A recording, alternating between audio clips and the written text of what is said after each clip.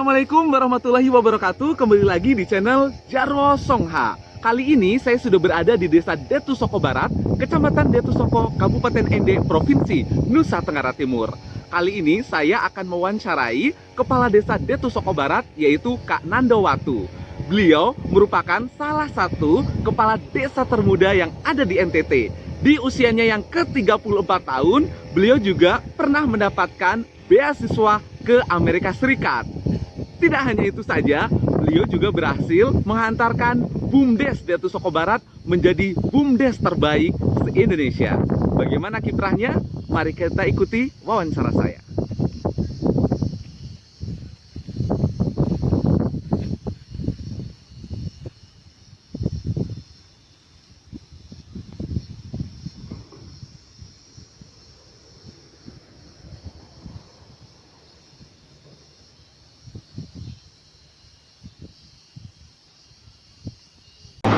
Oke deh guys, sekarang saya sudah bersama dengan Kak Nando. Oke, Kak Nando mungkin bisa kenalan terlebih dahulu, nama lengkapnya siapa gitu kan? Silakan.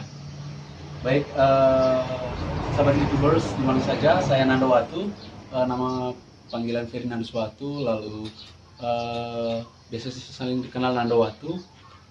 Saat ini sebagai Kepala Desa Detusoko Barat dan memiliki seorang istri dan juga seorang anak. Oke, umurnya berapa Kak? Saya umurnya 34. 34 nih, 34 tahun sudah menjadi kepala desa. Tuh kan, luar biasa. Ini bisa-bisa jadi kepala desa, bisa jadi kepala desa termuda se-NTT. Iya kan ya Kak ya? Luar biasa ya, oke. Nah selain itu guys, kita juga ingin tahu lebih dalam lagi tentang sosok Kak Nando. Oke, Kakak berarti lahir besar di Detusoko Barat?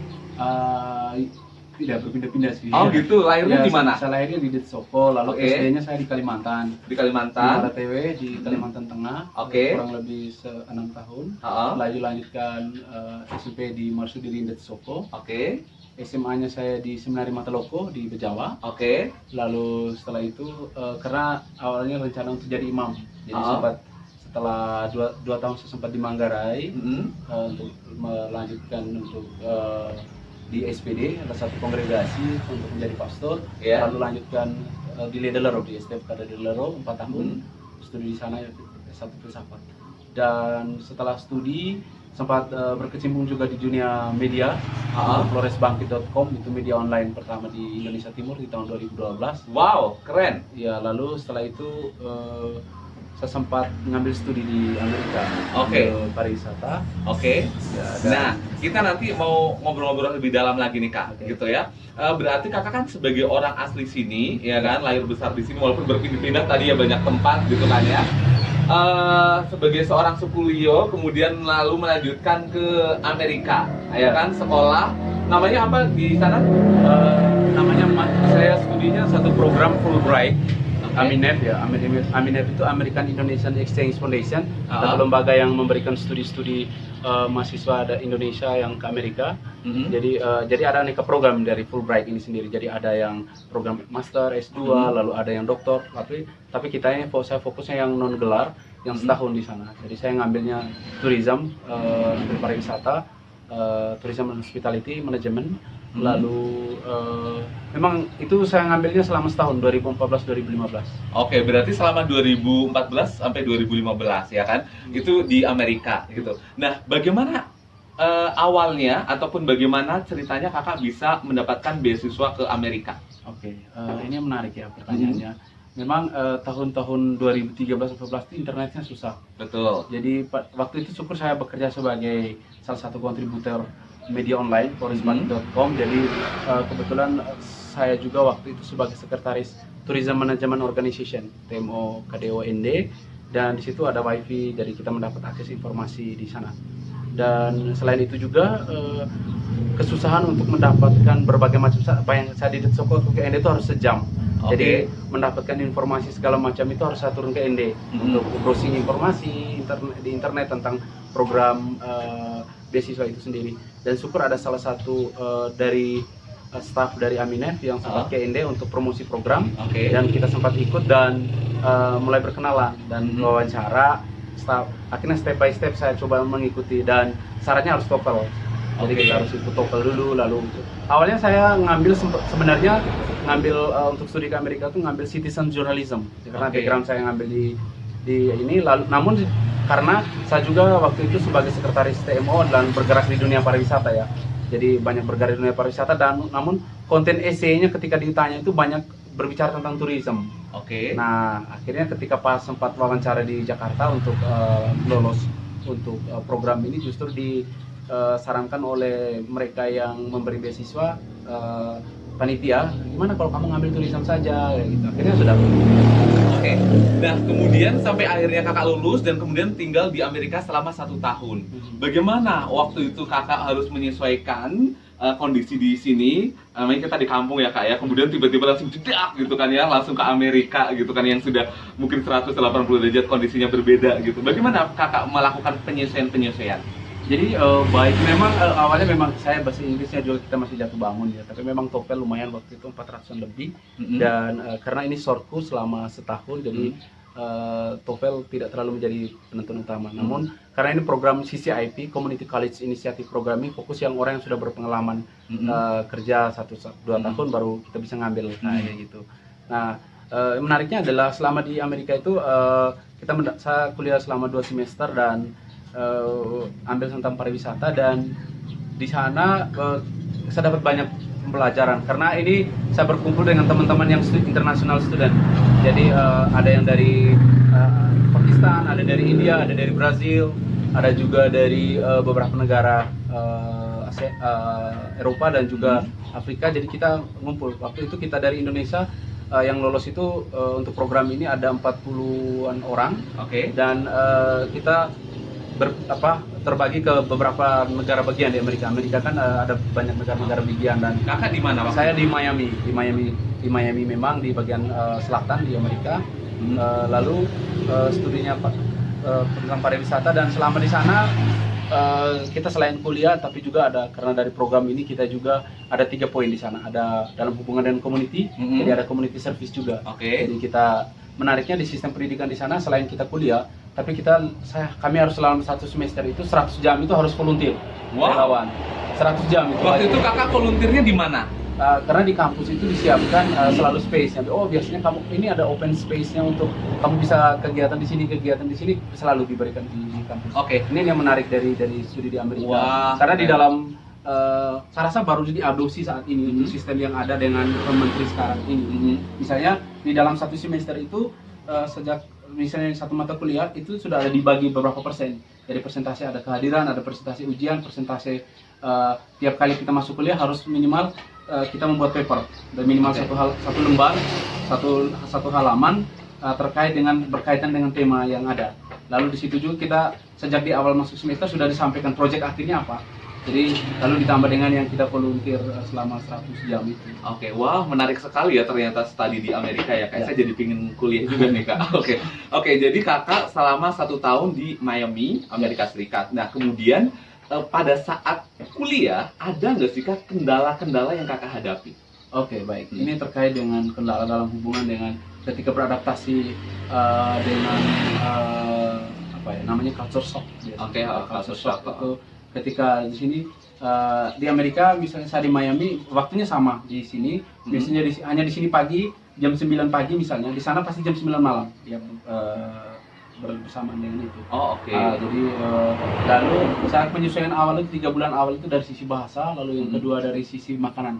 Karena makanan di sana makan pagi, kita di sini saya biasa di kampung makan ubi, makan nasi, lalu kadang juga dengan kacang, dengan pisang dan sebagainya. Namun bersyukur juga di sana juga ada nasi ya, ada nasi. Jadi kita harus beri beras kerang. Saya tinggalnya di apartemen lantai 19 dan tiap hari turun naik lift, dan memang semuanya disiapkan dan semuanya dibiayai oleh beasiswa. Mulai dari keluar dari rumah sampai pulang itu dibiayai, dan uang saku juga dikasih. Gratis berarti semuanya ya. Gratis. Nah oke kak nih, menarik juga nih. Kalau misalkan nih ada anak-anak muda di Flores NTT pada umumnya yang lagi nonton video ini dan kemudian tertarik untuk menjadi ataupun peraih beasiswa tadi Aminef ya. Nah itu bagaimana kak caranya atau tips-tipsnya? Tips-tipsnya sebenarnya hampir semua, bukan hanya beasiswa Aminef aja ke Amerika, tapi hampir semua untuk beasiswa, entah itu ke Australia ataupun ke Eropa, hal yang paling menentukan adalah pengalaman sosial. Itu yang Pengalaman menjadi. sosial, Jadi oke. pengalaman sosial, misalnya kalau kita udah selesai S1 nih, mendingan kamu 1-2 tahun itu cari kerja, atau selain kita kerja juga harus rajin tentang ikut kegiatan-kegiatan social work. Oke. Jadi Nice. kegiatan volunteer, karena di situ nanti akan ada banyak tanya motivasi kamu apa, pengalaman kamu apa. Karena ini yang menjadi indikator untuk orang biasanya bisa, selain kita dari sisi bahasa lolos dari sisi TOEFL, tapi kegiatan-kegiatan sosial itu yang akan memberikan dampak besar sekali untuk kita lolos untuk studi biasanya. Oke, nah Kak, aku mau tanya lagi nih. Kemudian setelah Kakak selesai, kemudian Kakak setelah selesai sekolah di Amerika gitu kan ya, ngambil non gelar ya gitu kan ya, atau istilahnya short courses gitu ya. Kemudian Kakak memutuskan untuk kembali ke kampung halaman. Nah, biasanya nih orang-orang yang sudah kemana-mana, apalagi sudah sampai ke Amerika gitu kan ya, itu kan pinginnya di kota besar gitu ya. Nah, apa yang kemudian memotivasi Kakak untuk kembali membangun kampung halaman? Oke, baik. Sebelum saya ke Amerika ini, saya sendiri sudah membentuk satu komunitas namanya RMC. RMC? Ya, Remaja Mandiri Community, itu satu komunitas yang lebih fokus untuk memberdayakan anak muda dari desa. Dan itu saya bentuk sejak 2014 juga, sebelum saya berangkat ke Amerika. Yang menariknya adalah orang selalu bertanya, setelah saya studi di Amerika pulang dan saya sempat kerja di LSM selama 2 tahun di Swiss Contact. Swiss Contact. Ya, itu base project camp di mana? Base campnya, dia pusatnya kebetulan kami kantor cabangnya di Bali, tapi kantornya di ND juga. Jadi saya untuk tangani project community based tourism. Salah satu sebagai fasilitator untuk di 2 desa, waktu itu di Nggela sama Batu Raka. Dan di Batu Raka tuh 2017 itu berkat pendampingan kami dari Swiss Contact dan juga dari teman-teman dengan ini, justru Batu Raka sebagai desa terbaik tingkat nasional kategori wisata alam terbaik. Nice. 2017. Lalu setelah itu saya resign 2017 karena ketika saya mendampingi di masyarakat, hidup di tengah masyarakat, saya akan akhirnya memotivasi, kok saya justru bangunnya desa orang, kenapa tidak di desa sendiri. Kayak gitu. Jadi itu motivasi untuk kembali ke kampung, ke desa itu ketika saya sudah mulai bergabung dengan kegiatan-kegiatan seperti itu. Dan saya juga tangani proyek solid waste management, pengelolaan sampah terpadu untuk 3 desa di antara Kuanara, Boloara, dan Batu Raka. Jadi 3 desa di sana. Dan itu juga terkait dengan sampah. Dan yang motivasi saya juga karena saya punya komunitas sendiri, saya sebagai foundernya. Di dalam komunitas itu kita ada banyak kegiatan-kegiatan sosial. Jadi ada 4 program. Ada informal education, itu memberikan informasi tentang beasiswa, lalu buat perpustakaan, anak-anak bayar pakai sampah. Lalu yang kedua, menghidupkan kembali aneka jenis pangan lokal, programnya pertanian berkelanjutan. Yang ketiga, kewirausahaan sosial, menciptakan aneka produk. Yang ketiga, ekoturism, Soko ekoturism. Dan di dalam kegiatan ini yang mendukung saya untuk kembali ke desa membangun kampung halaman. Karena saya melihat bahwa banyak anak-anak muda itu, kegelisahan saya itu adalah banyak anak muda yang sudah berpendidikan itu keluar dari kampung halaman. Dan NTT itu salah satu sumbangsi terbesar untuk orang keluar dari daerahnya untuk cari pekerjaan di Papua, cari pekerjaan di Kalimantan, di Jawa, dan di Malaysia. Dan itu terjadi human trafficking dan ini. Lalu kita solusinya apa? Dan anak-anak muda juga sudah tidak tertarik lagi di dunia pertanian. Lalu banyak keluar kampung, dan orang-orang yang berpendidikan, yang well educated, itu malah keluar dari kampung. Jadi di kampung itu kekurangan resource orang yang berpendidikan untuk masuk yang ada di sistem yang ada di desa, minimal di kampung. Nah, ini yang saya melihat sebenarnya kita bisa kok kembali ke kampung dengan sedikit pengetahuan kita, dan ini untuk memperkuat di kampung halamannya kita. Dan ini memang menjadi tanggung jawab moral karena kita ingat lagu Indonesia Raya ya. Indonesia tanah airku, tanah tumpah darahku. Di sanalah aku berdiri jadi pandu ibuku. Jadi omong Indonesia tanah dan air. Dan tanah dan air itu di kampung halaman kita, desa kita. Dan saatnya kita menjadi pandu ibuku ya, pandu kampung halaman kita. Kita harus berdiri tegak di sana. Entah itu profesi apa, kembali ke kampung, kembali ke desa. Oh, nice. Wah. Kayak gini saya jadi bangkit, pengen pulang ke Lampung gitu. Enggak kabut. Oke, terus ini menarik sekali ya Kakak, motivasi Kakak gitu kan. Kemudian apa yang kemudian memutuskan Kakak untuk maju di pemilihan kepala desa gitu?